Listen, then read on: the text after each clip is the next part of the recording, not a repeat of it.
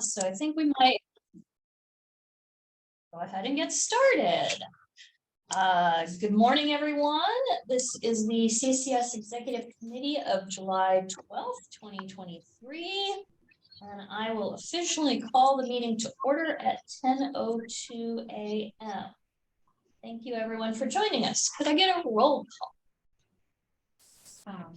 Once Beth figures out who's supposed to be here. Change where to point my voice. Please let me know if you cannot hear me.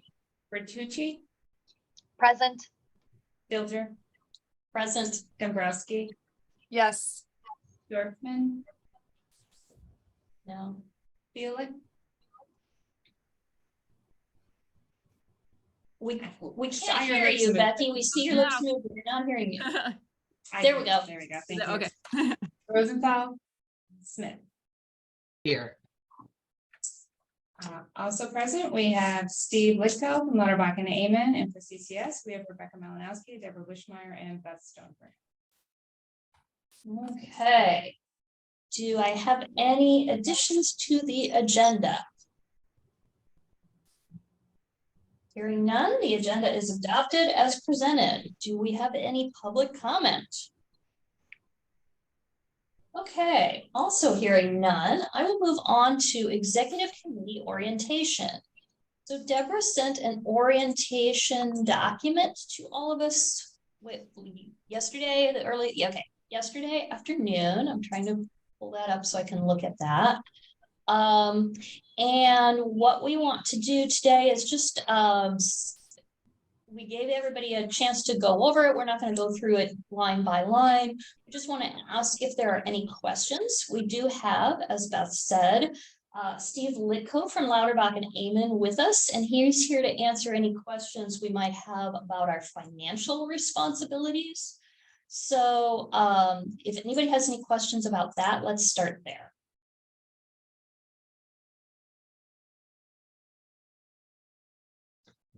Or Steve, is there anything you want us to know as the executive committee? No, I mean, nothing that specifically comes to mind. I mean, I'm happy to answer any questions now or in the future that anyone might have, but nothing immediately came to mind as far as things to know. And then I would just point out, it's come up very occasionally. What's in your packet is a condensed version of our financials. It's our board report. We do have a full version available that we receive from Lauterbach and Amen that Beth and I review monthly. And those are available at any time to any member of CCS that may have an interest in them. I think it's about 4 years ago, we made a bunch of changes to the financial documents in consultation with Wes and Steve at Lauterbach and Amen. So again, we do have more detailed financials available, but for the purposes of the board, we determined this was an acceptable and useful amount of information. Thanks, Rebecca. That's good to know. I know some people, this is not your first year on the CCS board, and obviously all of you deal with financials in your own libraries. So hearing no questions about that, we will thank Steve for logging in here for a few moments. And we'll let you know if anything comes up later, Steve. Okay, perfect. Well, thank you everyone for the invite, and yeah, let me know if anything comes up. Thanks, Steve. Thank you. All right, thank you all. Take care. You might have wanted to comment on a few other items on that executive committee orientation. Yes, so I just had I think 2 other comments. The first is just around meetings in general. When we write the agendas, we do try to keep business front loaded, like our heavier, more in-depth discussion topics or things we need action on. We do try to put at the top of the agenda, so we don't as a group run out of steam, or if folks have conflicts, hopefully we can get through the good stuff first. And then just a comment on committee responsibilities.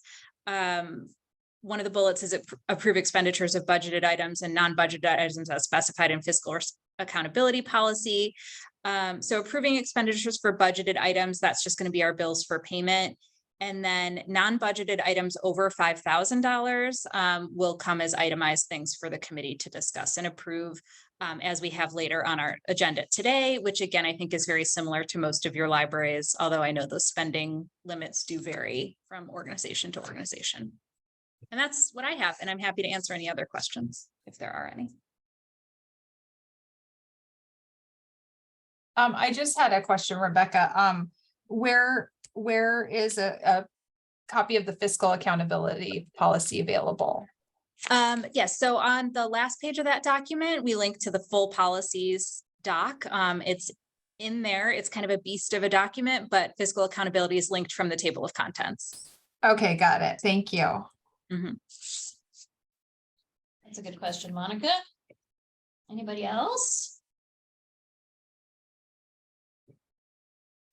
Okay. And then we will move on to the consent agenda, which includes that list of things that you see on your agenda. Minutes from May 10th, monthly financial statements from May 2023, bills for payment for May 2023, monthly financial statements from June, and bills for payment for June. Can I get a motion to approve all of those items? So moved, Heidi Smith. Second, Dombrowski seconds. thank you both. Did you get those, Beth? Yes. Okay, then could I get a roll call on those? Bertucci, Yes. Dilger, Yes. Dombrowski, Yes. Felix, Yes. and Smith. Yes. Okay, great. Thank you all.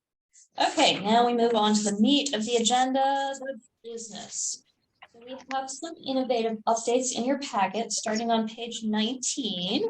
And I believe Deborah is going to update us first on system performance progress. Sure thing. So we had a handful of system performance issues in May and June that were summarized in your packet. The only issue at this time that is still unresolved is slowness in the MARC import queue, which is impacting your cataloging and acquisition staff. So essentially what's happening is that the job that looks for new MARC import files to pick up is just getting stuck after it loads a file. So it's not restarting like it should. So as of last Friday, Innovative has been like manually monitoring those jobs and making sure they're restarting if they get stuck. And they are working with their development team for a permanent resolution. And so we're waiting for an update on that. But hopefully we should hear from Innovative sometime this week on that. And sorry, Deborah, with the manual work that they're doing, the impact to catalogers right now is minimal. Yes, Okay. so over the last 3 days, we haven't seen any issues with the import queue. So things are chugging along as they should be. We know it's been really frustrating for your cataloging staff over the past couple weeks as they're dealing with this, but what Innovative is doing manually seems to have temporarily fixed the problem, though again, we're waiting on a like permanent resolution. Which again, hopefully we should hear back from Innovative sometime this week and be able to share that out in CCS News. Again, I think the other issues in the packet are resolved at this point in time, so I don't know if anyone has any questions. Any questions about any of the system performance issues? No, okay, great. So Deborah, tell us about the alternative text messaging service. Text messages. I would love to talk about it. So as we know, we've had some issues with Polaris text message delivery over the last several months. And this has been caused by Innovative's use of an outdated way to send text message, which is from email to text delivery method. It's no longer being accepted by certain vendors like T-Mobile and Verizon. So about a month ago, CCS began investigating alternate text message services. And after that research, we recommend that we move forward with contracting with MessageBee for text message notices. So Rebecca did successfully negotiate a $7,000 credit from Innovative to help us offset the cost of moving forward with a third-party service. And the cost of that would be between $9,000 and $10,000. depending on if we move forward with a 1 or 3-year contract with message fee. So today we're looking for a vote to authorize that spend. Rebecca, I don't know if you have anything else to add. We haven't received the contract documents for 1 or 3 years yet. I just want to see what the penalties would be for early cancellation on a 3-year before we decide. But the 10,000 that Deborah mentioned would be a max. I think it's actually $9,995. So. And Innovative does have plans to update their text messaging technology. However, our account rep did say that we would incur an additional fee for adopting that service. So they weren't able to give us a concrete timeline on when that would happen, so sometime in the next year. So I asked earlier about the budgetary implications of this, and Rebecca explained that, so we'll get a $7,000 credit in the line where Innovative is charged. We'll have an additional 10,000 in a software line that has some room in it anyway, if I'm, yes. So we'll see differences in those lines, but overall the budget, we won't necessarily go over budget for this. Correct. Does anybody have any questions about it?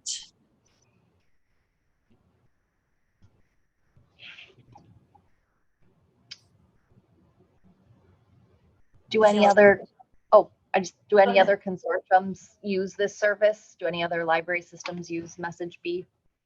Yeah, 2 of our neighbors do. So both Swan and Pinnacle just moved to MessageBee earlier this year and had good things to say about the service. Awesome. Yeah, that's good to know. I had heard of some using Shoutbomb, but wasn't familiar with MessageBee, so that's good to know. I mean, I feel like this is a service we need to continue. Mm-hmm. I don't think our patrons want us to just discontinue text messaging or to have it work intermittently. Yeah. Do we know about what kind of implementation timeline once we sign? Rob, the MessageBee rep, said it would be really fast. I think he said it turnaround time could be like 1 to 2 months. Is that right? And Matt Hammermeister over at Pinnacle, he specifically spoke about implementation and said, like, I believe his exact words were, "It's so nice to work with a vendor that's competent." He said the work was really smooth. So yeah, we do think it would be a few weeks to maybe like 3 to 6 weeks for rollout. That's awesome. Yeah. Okay. If there are no other questions, could I get a motion? The potential action is listed on page 20 of your packet. I'll make that motion to authorize CCS to implement MessageBee at a cost not to exceed $10,000 for year 1. Second. That was Becky. Oh, no, sorry. Joanna. That was Joanna with Becky seconding. Okay. Roll call vote. Bertucci, Yes. Filter, Yes. Dombrowski. Monica, you muted. Yes. Felix Yes. and Smith. Yes. Okay. Go forth. We're doing it. We expect results in 1 month. That's right. Noted. We'll give you a little more time on that. Okay, the next item is 7A3, patron purge criteria. Rebecca, can you talk us through this one? Yes. I'm a little bummed that we don't have Lindsay on the call today, since this is an issue that has come up through Glenview, and she may be able to provide some additional context, but we'll go with what I know. So CCS has been using, CCS has a policy, a patron database maintenance policy, and we use the criteria listed in your packet on page 23, which are written into the policy, that patrons who are inactive for 3 years, have less than $15 of fines, aren't in collections, and don't currently have an item on their account, that those patrons will be purged monthly. And the process is that a report is run monthly. those are available in web reports, so library staff have access to review those patrons before they are purged. And then the purge itself is actually a manual process. Like the records are all gathered together into one section, but they have to be deleted manually in small chunks for system performance and just functionality reasons. And so that is work that CCS staff do. The issue is that Glenview has encountered patrons whose only activity during a 3-year period was renewing their library card. And the act of renewing your library card doesn't update your card's activity. So they had issues where, and there's a couple examples in your packet, a patron hasn't used their card for, 2.5 years. They come in, renew their card, don't do anything with their card, and then are purged, 6 months later. And the timeline varies on when they're seeing this happen. I will say when we initially implemented the patron purge criteria 5 years ago, we had some questions about it, but it's not a thing that's come up with any regularity. And this is the first time that any specific patron complaints have escalated up to CCS. Glenview is reporting that they get several complaints. So they have asked that we change the criteria. Because it is policy, doing so does need to come to executive committee.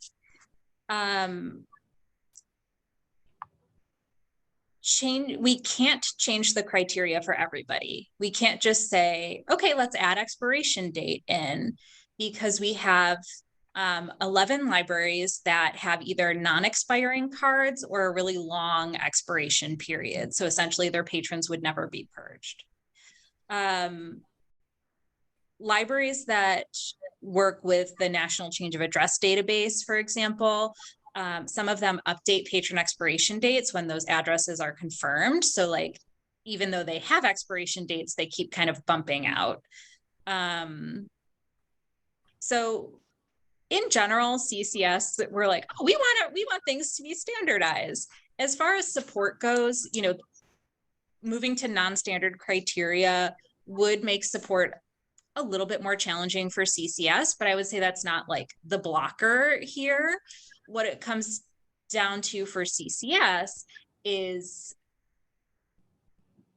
how much value, if any, are members getting from using the same criteria. So Monica, I know that Winnetka had, there were some changes in what was updating patron last activity for your patrons, and a bunch of patrons got purged at once.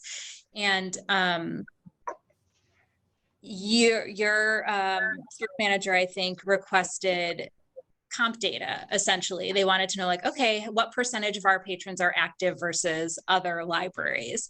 And that was data we could provide, and with some certainty say, like, everybody's using the same criteria, all the same things, update last activity date, like, here's the data, and didn't need like an essay behind it. But again, that's not a thing that comes up a lot.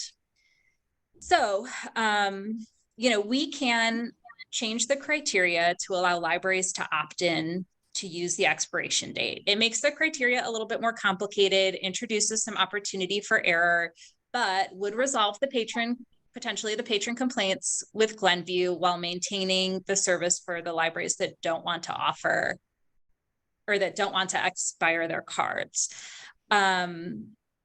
Internally, we've discussed some other options as well for how to address this issue if we don't want to change that policy. And by we, I mean the committee. And those are in your packet.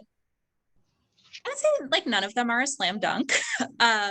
One thing I will note is the third bullet on page 24, encourage libraries to send pre-purge notifications to patrons. So Niles Maine is doing this.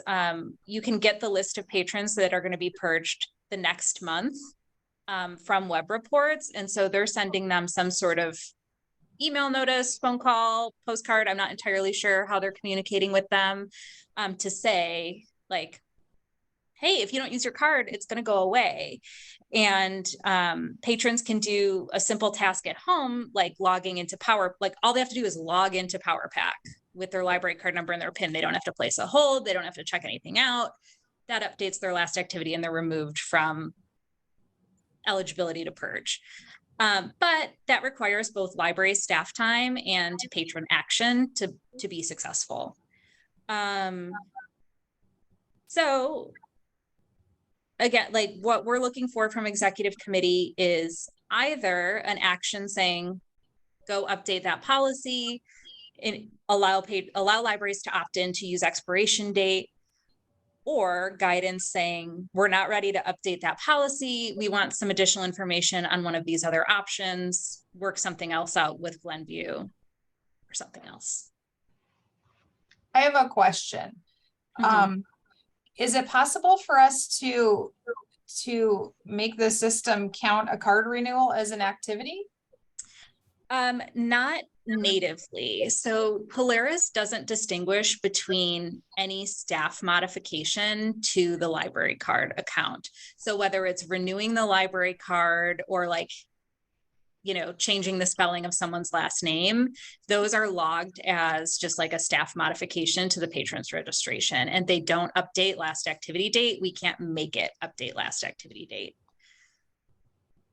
Non-natively, so with a weird workaround, we could, if a patron were to renew their library card using an external service that connected via API, that would update the patron's account. So if like Communico had a card, like renew my card button, that would renew the account. So theoretically, you know, Bob could build a web interface that like a library, instead of logging into Leap, would like log into this other web interface to renew the card. And then that would update the last activity date because that would use API. So it's like,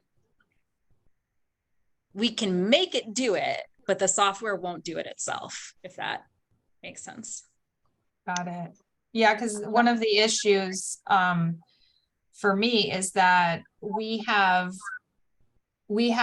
card requirements for things other than circulation. And we have a group of people, like, for example, who will take a studio class and will never check out an item here. So, so if they get purged, then we've had some problems with that in the past. What do you mean? My card's not active. So, and in the spirit of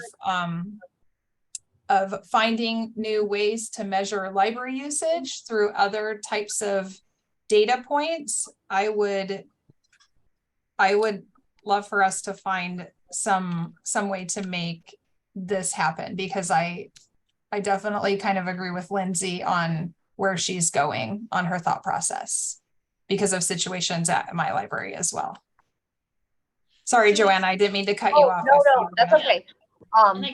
If I may, and then I will go to Joanna, but in response to what Monica said, on page 25, it's a list of different types of transactions that should update the last activity date.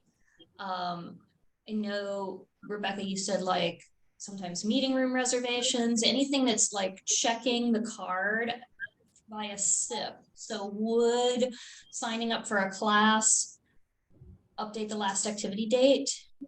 It depends on how the library manages the sign up. So look at Glenview, for example, they have two different kinds of room reservations. One is like an Evanster or Communico, and that updates the last activity date. But then they also have like, I don't know if it's Calendly or Booking, like it's some other booking software that you don't put in your library card number. It's not authenticating against the database. So that, and I think those are their like studio reservations. So like a study room reservation does update, but the studio doesn't. And so it depends library to library how they're managing that process. Joanna. My question, I'm sorry, I'm, brand new to the committee, but would Glenview's problem be solved if they did the national change of address? Would that help them? I think Glenview does do the national change of Okay. address. Mhm, yep, but Okay. that does not update the patron's last activity date. Okay. But what I understand you to be saying, Rebecca, is one way that they could solve it would be to send pre-purge notifications, like email those patrons and say, hey, you know, log into PowerPack if you don't want your card to be removed, right? Yes, they're not automated system notifications, though. We can't, it would be like an external, like mail, either postal mail or email thing that they'd have to do. So I guess one criteria I always have is, you know, how much work are we asking the CCS staff to do for how many patrons or how many libraries? So it does sound like, Monica, you're having some issues with this as well. Are other people having issues with this? I see Becky's shaking her head Not that I know no. of. It Not that I hasn't know come up. Usually we check things like that pretty frequently, but we also have a shorter registration period. So I think we're updating addresses more frequently and getting in there. I mean, we just said patron activities, what counts, but I don't know that we're having an issue with it. Yeah, if we're having issues, it certainly hasn't filtered up to the director level. You know, nothing I've heard. I see Heidi kind of nodding along with that too. So, other questions before we talk about a next course of action? I have a question for Monica, if that's okay. Monica, you said, and I don't remember your exact phrasing. You said you want to see something. You're like, I'd like to make that happen. Was that changing how the card renewal process worked? Like, I wasn't sure what that was that you wanted to see. That was very vague, wasn't it? I'm a master at that when I'm tired. I apologize. Well, you know, I was reading through this, and if we couldn't make the card renewal count as a last activity date, which would be my number one option for a solution, then I like the API renewal tool as an alternative. You know, and just speaking for my librarian, I know that I'm in a situation that might be different from everyone. But there's large portions of my community that will go on holiday for like a month at a time to Europe and, you know, Maine and places like that. And so even if we sent these expiration notices, that still wouldn't necessarily solve my problem, because people might not be here and around and available to jump on that and get it done. So I'm in favor of, I guess, building an API renewal tool is I guess what I would advocate for. Thank you for asking me to clarify that, Rebecca. Sure. What about the rest of you? I think that makes a lot of sense. Ditto, Monica. I guess I'm a little concerned, not just about Bob's time to develop that, but the fact that I now have to tell my staff that every time you want to renew a card, you have to do this extra thing outside of Polaris. If I'm understanding right, you'd go to a web page to renew a card. It feels like a lot of extra work for maybe a few patrons that might have to get reissued another card. I don't know what other people think there.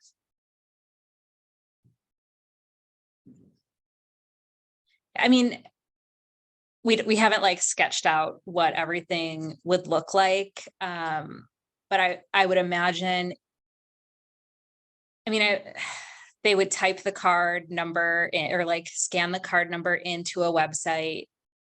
It would maybe pull back some information from Leap, so they don't have to like look up the card in Leap and then look up the card again on this other site. And then they'd press the renew button. It would need a login, so it would need to authenticate against the Polaris staff logins database. Just for, again, because if it's pulling any patron data back, we need that to be secure. I don't know how much time it would take for Bob to develop. I do think it would be a good learning opportunity for Bob, but to that end, it's not like something he's going to whip up in a day and have available, you know. I would say in terms of bandwidth, I think there is bandwidth for us to do that.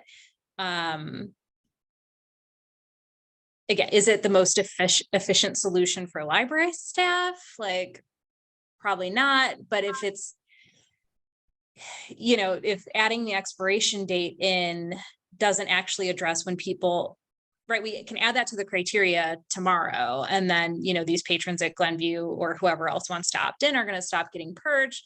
It doesn't address Monica's point that, you know, we don't know that that interaction happened, that renewal happened.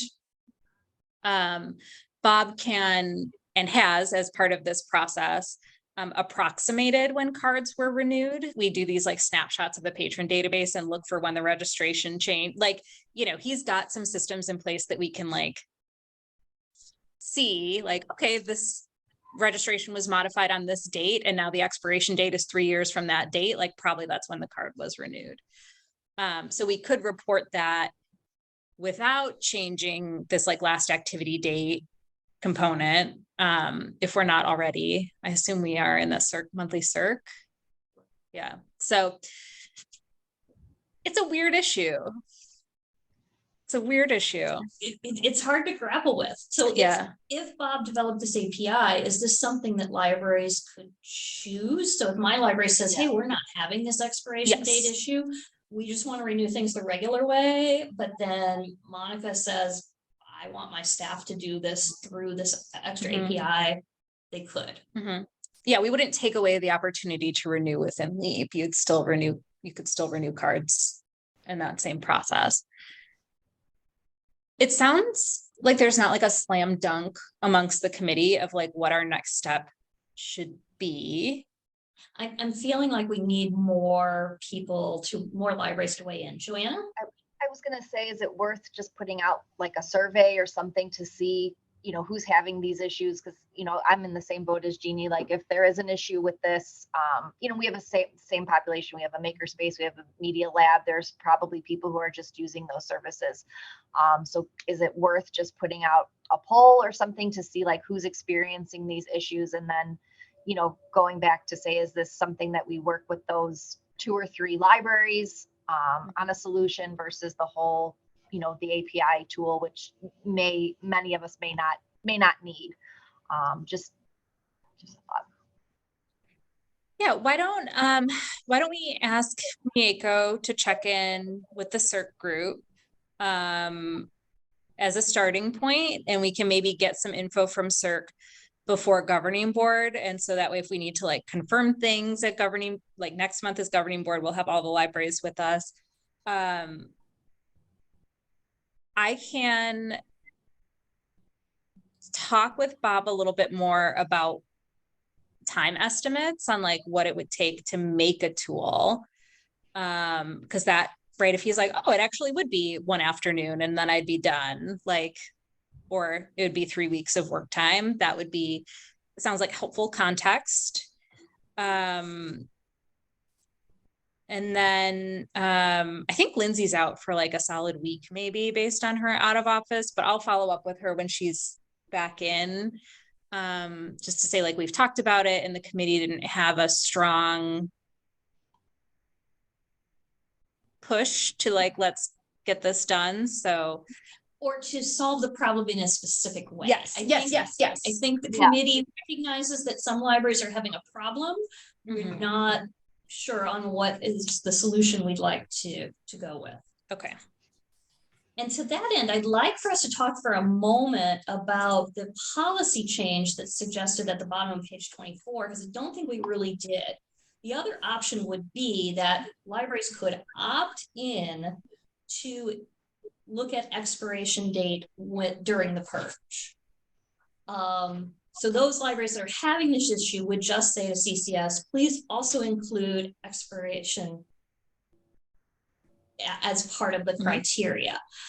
As Rebecca mentioned earlier, that would mean we're purging on different criteria, and I'd like to get a sense from the committee of how important is it to us that we're using the same criteria across the board for comparison's sake. if we don't care about that, maybe that's an easier solution than building an API or sending out purge notifications. I guess the only thing I would say to that is I think there is a lot of ambiguity in library data already.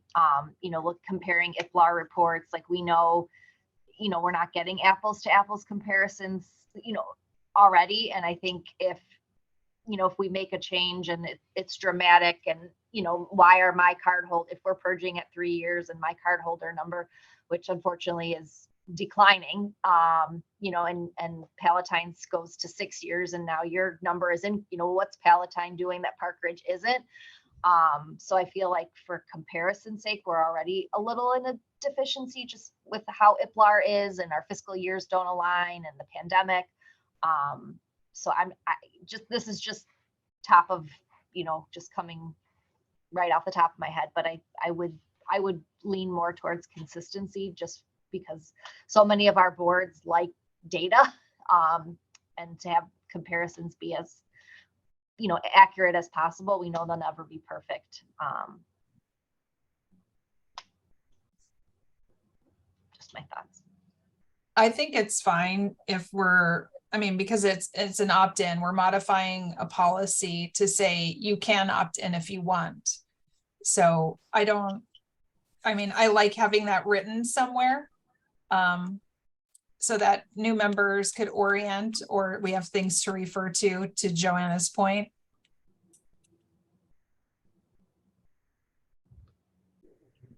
So I think I heard Joanna, because at first I thought you were saying because data isn't consistent anyway, you were okay with it being inconsistent, but then at the end, you sort of fooled me and you said you would like to keep it consistent as much as possible, right? Yes, but not, I hadn't looked at it from what you just said, that it's already inconsistent. So, yeah, that argument could go both ways. So I am more, I feel like consistency is a good thing, but as you just said, if the data is not great already, does it really matter? So now I've confused myself. I could go either way, I guess. This is not a straightforward issue. Yeah. Becky or Heidi, any thoughts about consistent data? Joanna makes a great point that the data is already wildly inconsistent and that our boards love to compare us to each other and then be like, what has this one doing that you're not doing? And, it's not apples to apples. So it would be nice to keep the data consistent. However, it's already, even with that, it's going to still be inconsistent data. Right. So I don't have a strong feeling on it one way or the other. The opt-in sounds like a good option, especially if it really isn't affecting that many libraries. However, I like the option to especially talk to the CERC group, because just because I don't think this is an issue doesn't mean it's not something that's happening regularly at the CERC desk, and they just haven't come to me yet to say, hey, this is a thing we're experiencing. I would want to talk to my head of CERC and just ask her, because it's very likely she's going to tell me, oh yeah, that's a giant pain in the neck and we deal with it all the time. And I just hadn't told you yet because we were just dealing with it. Yeah, Usually she tells me, but yeah. I'm with you there. So if the first step is to ask our experts and get their weigh in, I feel like the next step would be to hear from the CCS team, like, okay, it's this many people. We would really rather have like an across the board type solution that we can get to and give to anybody who develops this problem or any new member. Or you could say, we don't think it's worth it to have an across the board solution for this many people. And I think part of that will come down to you, like, what's the most efficient way to solve it, if it's for 6 libraries, for 2 libraries, for 20 libraries.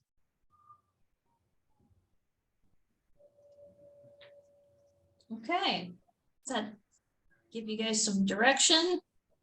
Yes. Okay. Yes. Sorry we did not answer it for you right away. It's fine. It's a weird thing. When the issue was first brought to me, I was like, what do you mean it doesn't update when you renew the card? So I'm in the same boat. It took me a while to understand what the issue was because it just seems so counterintuitive. And for me, it was like, why do people come in and renew their card and then do nothing with it? That was also the thing that's confusing to me. I'm like, well, I'm in and look at this thing on the display and I might as well take it. So yeah, Lindsay does seem very not confused, but she just seemed like flabbergasted that she's like, nobody else complains about this. Like, this is such a weird thing. It happens all the time. And I'm like, I don't know. So, okay. Okay, great. All right. We'll do some more digging. Thank you. Okay, so that leads to page 26, manual item recovery. I think Deborah's just gonna give us some info on that. Yes, I will give a rundown because this is a little bit of a confusing thing to wrap your brain around. So currently in Polaris, when a patron has an item that's overdue for 45 days, the system will automatically flip that item to lost, and the patron will be sent a billing notice for the material. We have a few libraries who, in addition to that billing notice, are sending like a manual letter or email to patrons to encourage them to return their lost items to the library to have the fees waived off their account.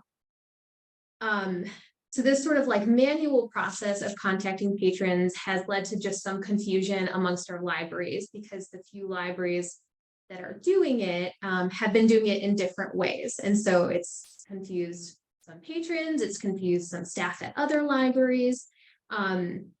And so we're looking for some guidance from this group on, should we have standards for when a library is like allowed to contact a patron about lost materials outside of like the standard Polaris billing notice.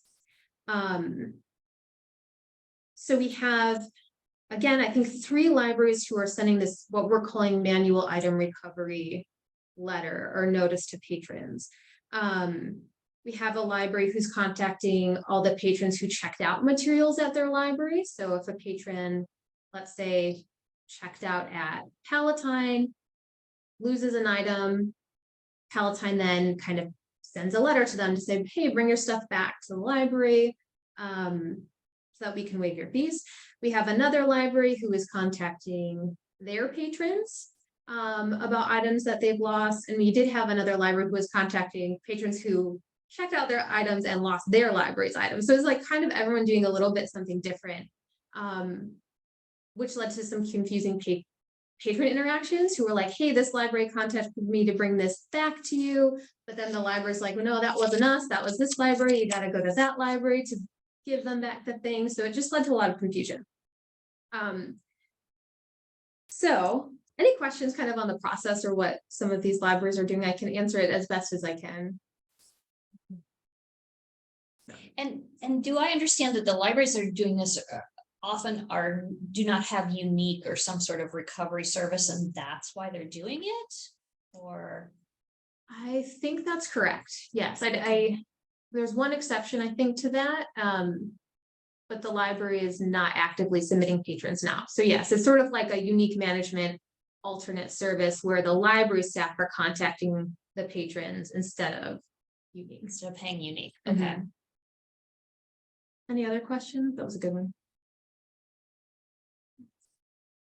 So again, CCS has kind of fielded several questions on like, hey, this library is doing this thing. Are they allowed to? Are we allowed to do this? Who can we contact? Who should we not contact? So we brought this to the CERC ILL advisory group, and they talked about it in June. And they thought that it would be really helpful to have guidelines. So like we're all being consistent, you know, patrons aren't being contacted potentially by like 2 different libraries, depending on what they're doing. And they thought that the best practice would be to contact patrons who checked out at your library. So like you could only send this sort of extra contact to the patron if they check the item out at your location.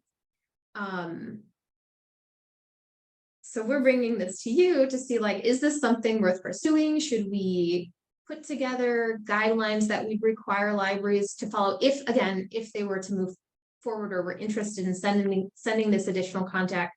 We are not interested, I will emphasize, in requiring anyone or even recommending that anyone spend staff time doing this. But for those libraries that want to, should we set guidelines? I'll start and I'll say, I think guidelines would be great. It would kind of be nice if they match, like, when I send something to Unique, it's based on my patrons, right? So Yeah. I feel like it should match what I'm doing as a Unique user. Mhm.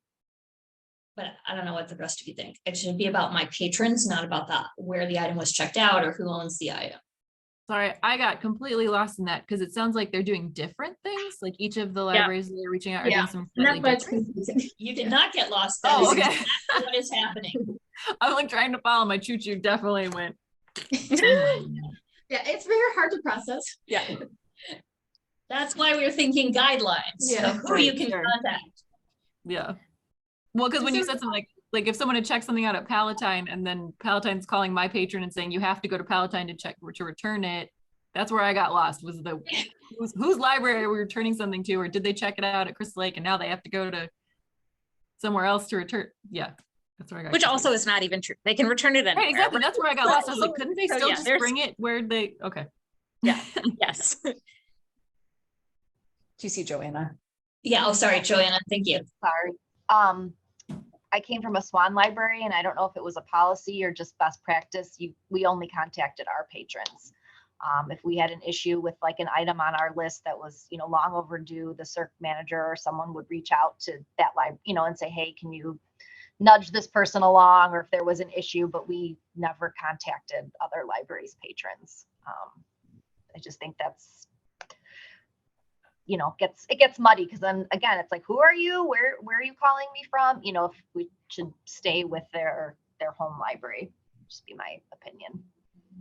I agree. And Right, maybe even if that's they did nice. check it out at that other location. Yeah, I agree. Because it's your patron. I mean, you're the one that's going to have to deal with that, deal with them if there's fallout or whatever. You're their home, we're the ones that are issuing them the cards. We, control their account. I think that should stay with the home library. Yeah, I agree with Jeannie. I have concerns about the initial recommendation that they don't match the Unique practice, which is sort of like hard coded. We can't really go and change that. So I did want to get some feedback from executive committee as we've just gotten, because I think we will need to like rediscuss it with them and kind of like do some massaging, like finessing to get things lined up correctly.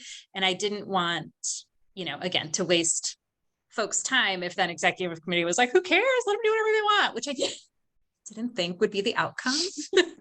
Yeah, I think just to speak to maybe what the Circuit ILL advisory group, why they recommended that is because like that library has already had contact with the patron, right? That's the library that sent the patron, the checkout library, the transacting library is the library that would have sent the billing notice to the patron, was presumably the library that the patron was physically at to check out the material. So I think that's why they recommended kind of what they did. And then to throw in like another library, I think was like, could be potentially confusing, but to speak to what Jeannie and Rebecca said, that is how Unique already works. And we do have several libraries that are doing that already.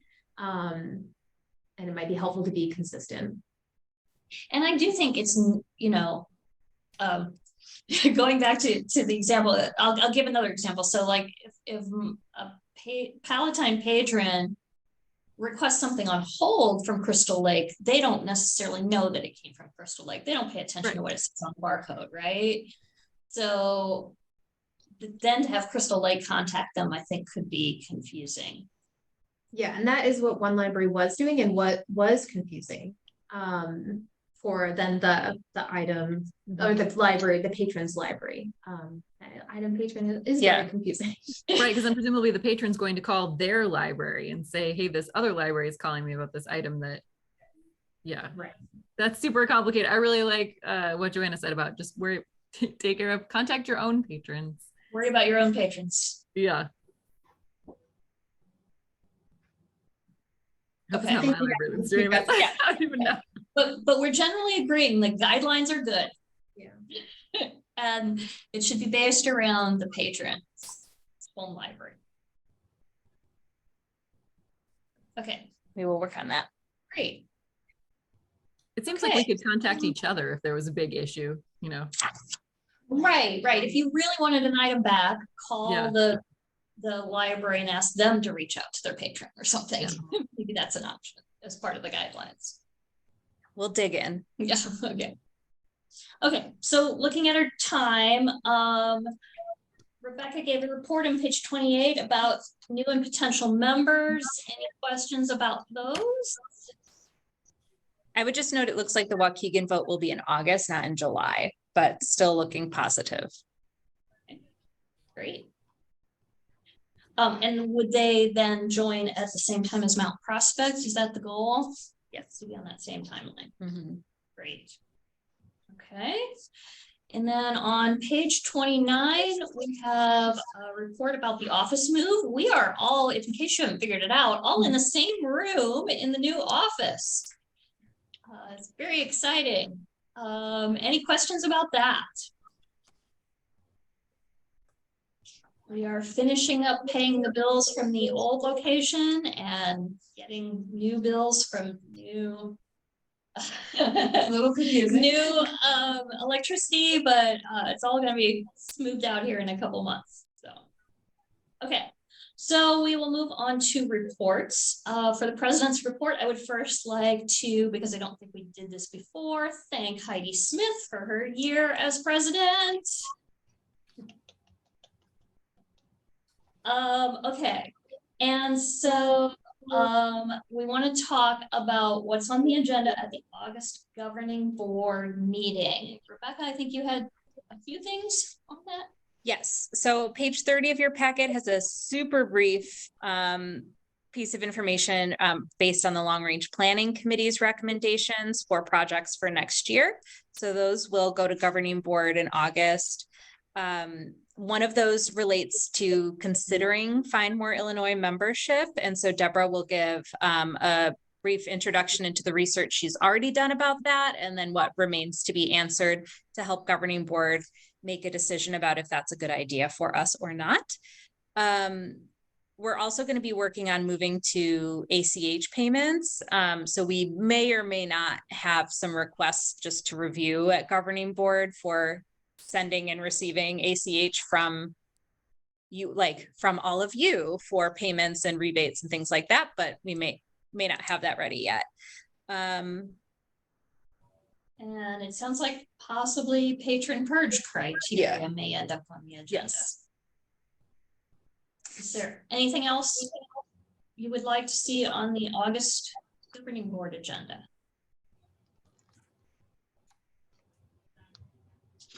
Okay. Also, that got sent out separately, it's not in the packet, is the appointments that I am making for governance committees. Rebecca wrote this. But as president, I will officially appoint the names that you see there for the governance committees. And then that moves us, that is all that I have for my president's report. Do we have anything from the secretary? Our secretary and treasurer are both out today. Okay. Skipping both of those. Who are those people? Yeah, Yes. Lindsay Dorfman is our secretary, Okay. and Lauren Rosenthal is our treasurer. So Jeannie, we'll probably ask you to approve the minutes once Beth completes them for this meeting, since neither of them can do it. Okay. Sounds good. Okay. And then on page 36 and 37 of your packet, we have committee and group reports. Did anybody have any questions about those?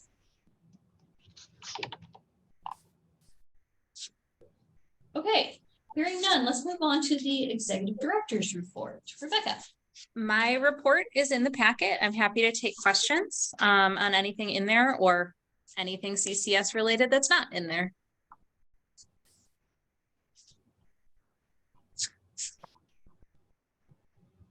I confess that I just got back from a 2-week vacation, so I haven't read it closely. I'm relying on all of you to tell me if there's anything in there that you have questions about. Give everybody another minute to quickly glance through that. I feel like we had some really meaty stuff for this first meeting of the year. So thank you for your feedback on those items. Yes. Okay. I think then that we will, unless anybody has any other issues, I will go ahead and adjourn the meeting at 10:56 a.m. Thank you all for your time this morning. Everyone have a good day.